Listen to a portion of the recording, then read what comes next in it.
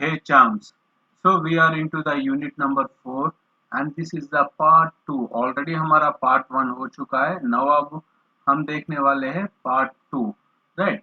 Class 11 Physical Education. Let's move on. So the next slide is for myself introduction. So मेरा नाम है आसिफ इकबाल और मुझे 11 years of experience है in teaching physical education. और मैं असिस्टेंट प्रोफेसर के ऐसा भी क्वालिफाई हो चुका हूँ इन फिजिकल एजुकेशन.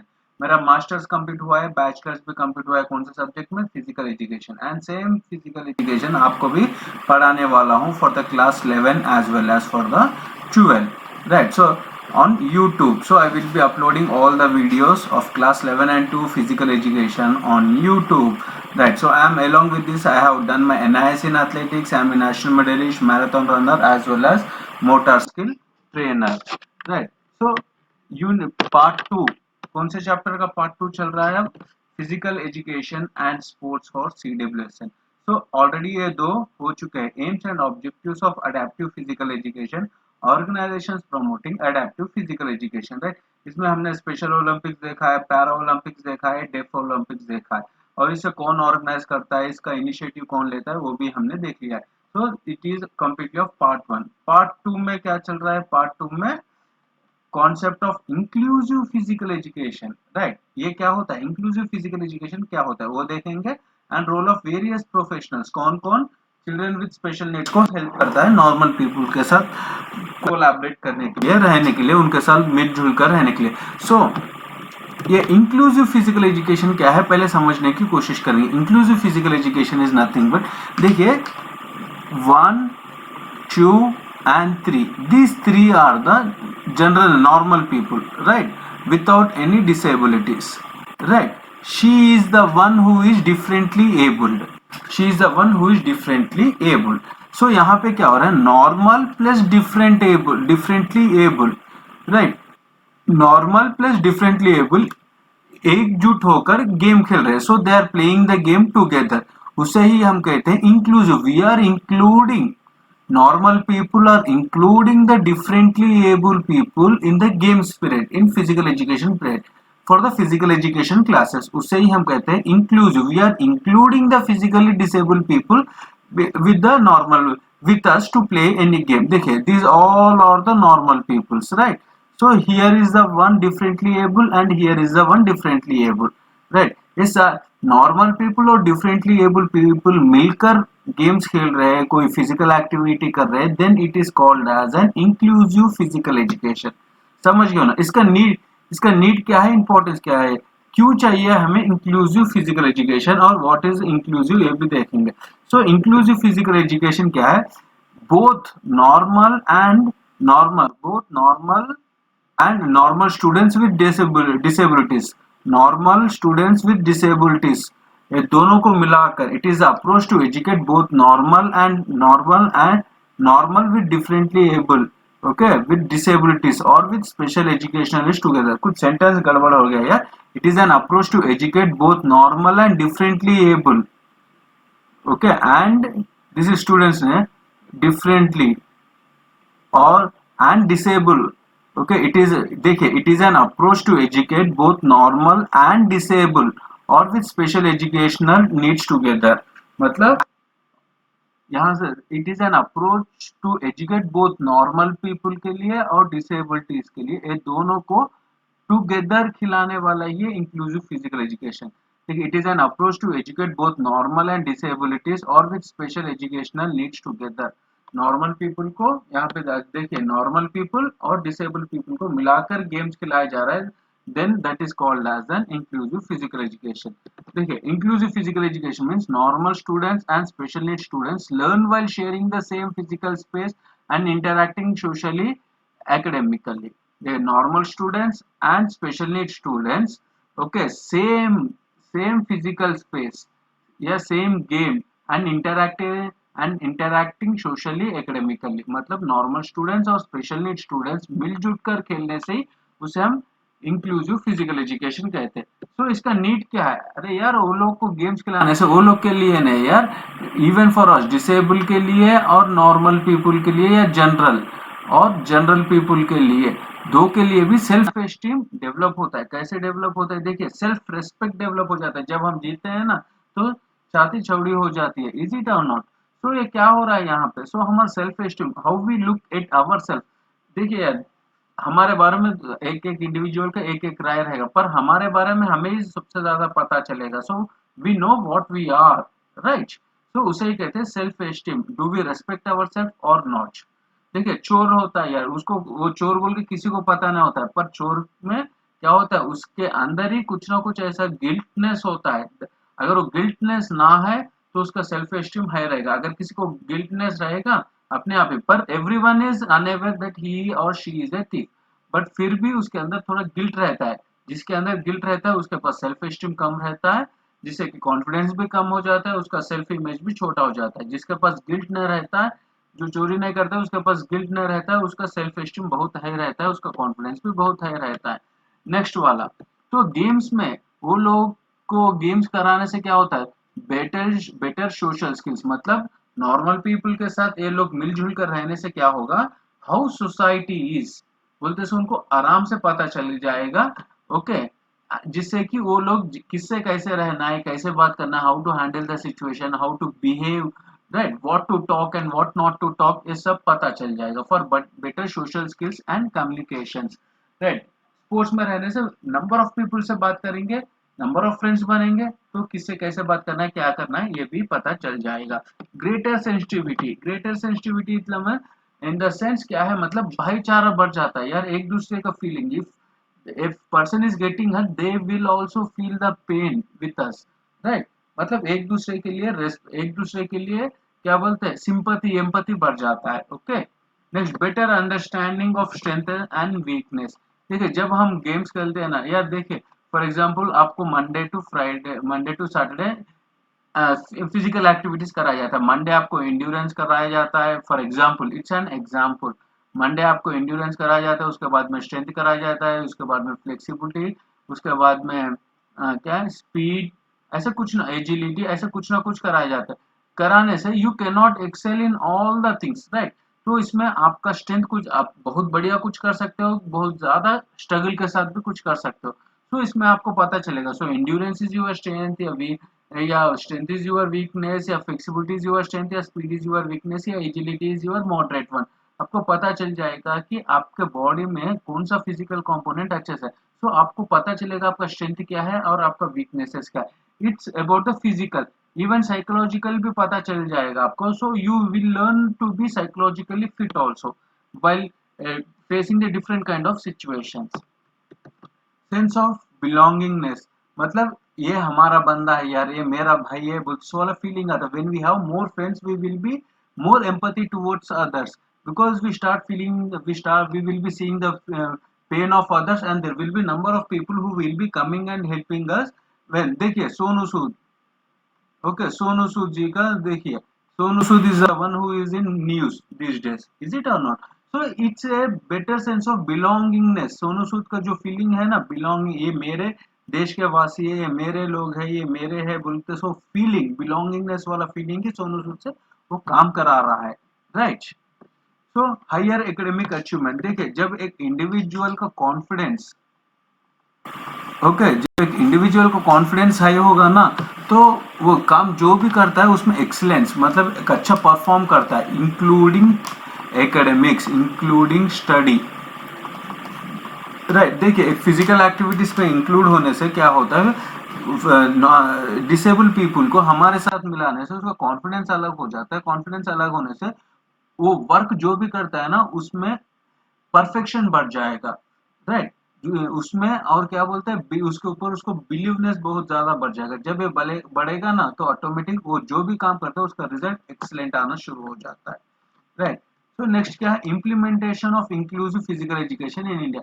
तो इंडिया में ये फिजिकल एजुकेशन, राइट, इंडिया में इंक्लूसिव फिजिकल एजुकेशन इम्प्लीमेंट कैसे कर सकते हैं? So what are the steps it has been taken and what steps can be taken, what steps have to be taken, ये सब देखेंगे। एक people like Thomas Alva Edison, Albert Einstein, Graham Bell had learning disabilities। ये बड़े बड़े लोग हैं ना यार, ये Thomas Thomas ji, Albert ji and Graham Bell, ये थ्री मेंबर्स भी लर्निंग डिसेबिलिटीज थे। लोग को कौन से disabilities, learning disabilities, but still they have made their mark in the history, is it और नॉट? तो देखिए इम्प्लीमेंट करने के लिए राइट टू एजुकेशन मतलब even if they are disable there should be an right to education, right to education to be implemented effectively in all state for every child through inclusive मतलब normal people के साथ ये लोग को भी करना चाहिए। टीचर्स को भी अच्छे से ट्रेन करना चाहिए, teachers to be well train and well equipped.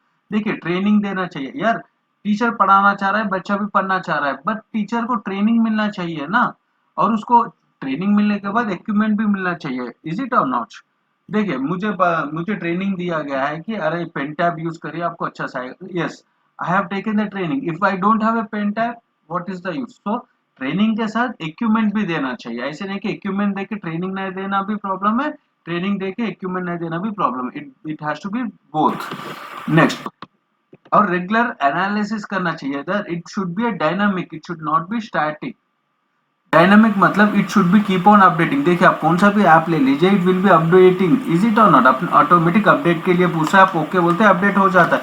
Same उसी तरह रेगुलर एनालाइज करना चाहिए, जो करिकुलम तैयार हुआ है ना, तैयार होने के पर वो बच्चों के लिए सूटेबल है, डिफिकल्ट है, इजी है, मॉडरेट है, इसमें क्या चेंजेस कर सकते हैं, इसे और कैसे इंटरेस्टिंग बना सकते हैं, इसे कैसे चैलेंजिंग बना सकते हैं, इसको कैसे कैपेसिटीज बढ़ाने के लिए यूज कर सकते हैं, इसे डिफरेंट मॉड्यूल्स में कैसे यूज करते हैं वो देखने के लिए regular analysis of school curriculum and METs are to be developed and support team to access the regular activities। देख एक टीम को बनाना चाहिए जो कि एनालाइज करना चाहिए कि सब ठीक से इम्प्लीमेंट हो रहा है या नहीं हो रहा है, क्या क्या चेंजेस करना चाहिए, आगे क्या ध्यान रख के करिकुलम को प्रिपेयर करना चाहिए, और अगर किसी को कुछ दिक्कत आ रहा है, कोई टीचर को दिक्कत आ रहा है, तो उसको हेल्प करने के लिए सपोर्ट टीम भी देना चाहिए।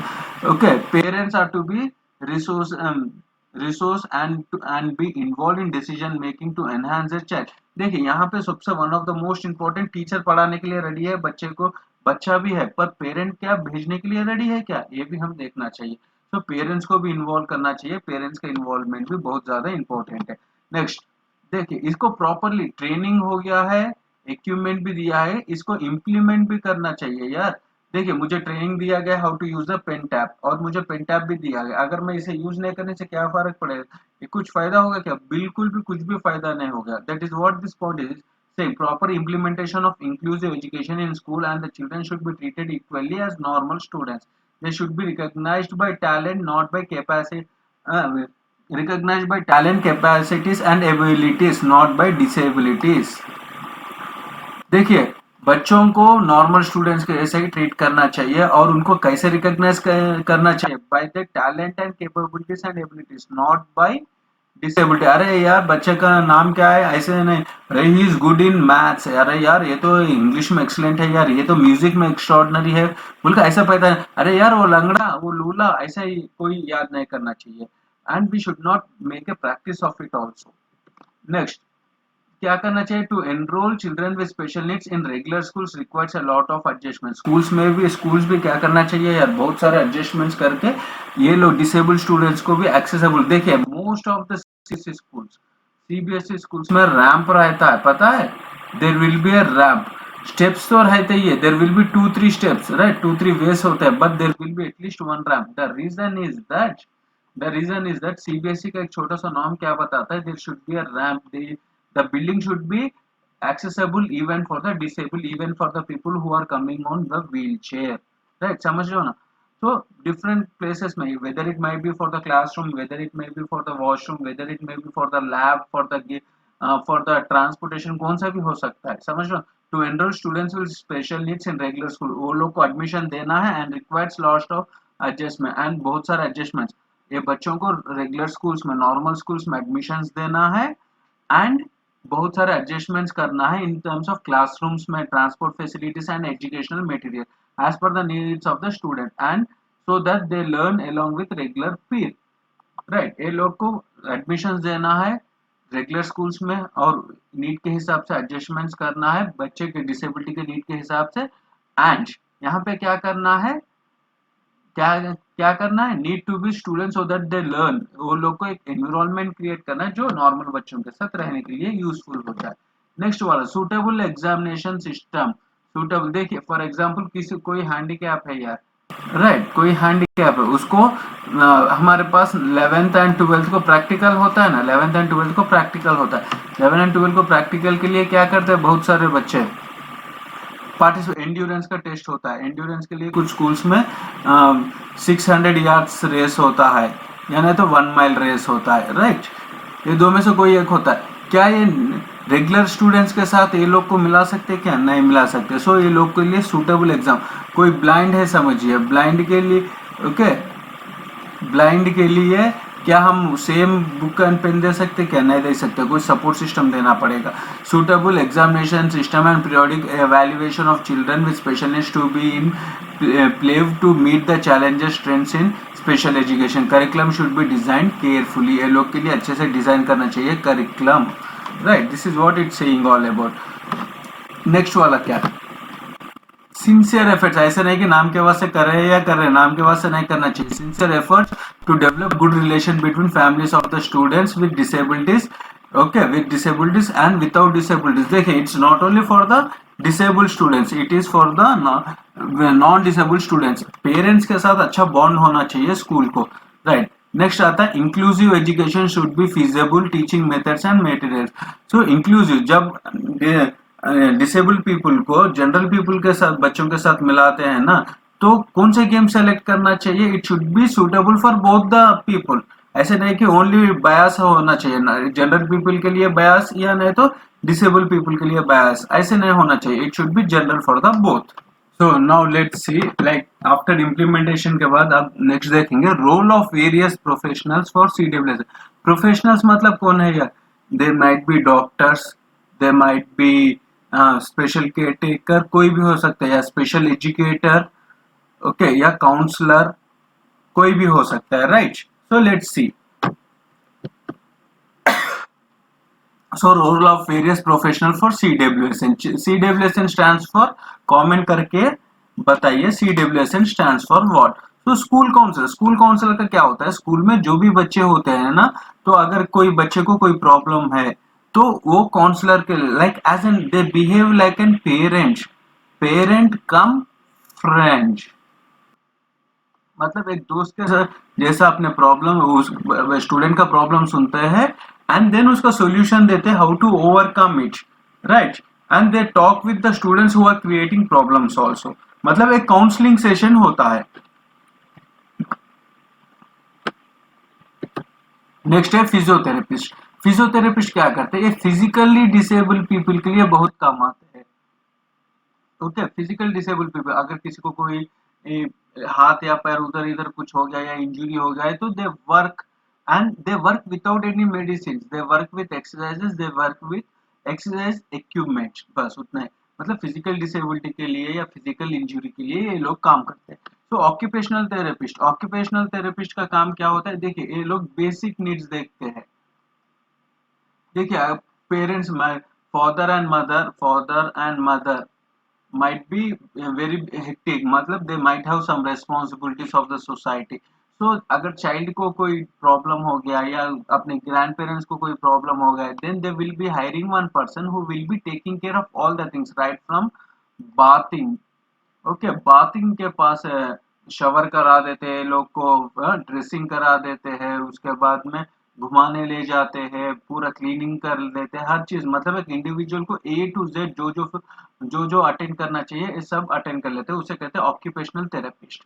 फिजिकल एजुकेशन टीचर मतलब ये भाई क्या करते हैं? Even for the children with special needs के लिए भी ये लोग क्लासेस लेना चाहिए। they should not ignore them, they should make them feel that they are also a part of it, they are differently able, not disabled। He or he, physical education teacher, whether it may be he or she, they should make sure that they make the children with special needs should feel they are not disabled, they are differently able। right, so next is speech therapy। देखिए, कुछ लोगों को क्या होता है, certain words like sa, like pronounce करने में दिक्कत हो जाता है, तो उसको बात करने में दिक्कत हो जाता है, हकलानापन आता है, कुछ ना कुछ प्रॉब्लम होता है, तो उसे ओवरकम करने के लिए हेल्प करने वाले को ही कहते हैं speech therapist. Special educator, special educator का क्या होता है यार? तारे जमीन पर आप मूवी देखे हो ना, तारे जमीन पर, राइट, इसमें ईशान अवस्थी होता है, इज इट और नॉट? ईशान अवस्थी, ईशान अवस्थी पे क्या होता है, उसको लर्निंग डिसलेक्सिया होता है, उसको लर्निंग एंड रीडिंग डिफिकल्टी होता है। तो आमिर खान जो है ना, Aamir Khan is an art teacher no doubt, but he behaved as an special educator. मतलब ये प्रॉब्लम को ओवरकम करने के लिए वो जो रोल किया है ना, उसे ही कहते हैं special educator, right. Thank you very much for watching the video. So let's meet for the unit number 5। सो यूनिट नंबर 5 में हम क्या देखने वाले हैं, it will be an different chapter, it will be an yoga, right? So please take care of yourself and your loved ones. Don't forget to subscribe the channel and अपने friends के साथ भी शेयर करिए कि आसिफ इकबाल सर क्लासेस ले रहे हैं on YouTube for the classes 11 and 12. I will be uploading the video at 7 p.m. Okay, so please take care of yourself and your loved ones. Bye, signing off for today.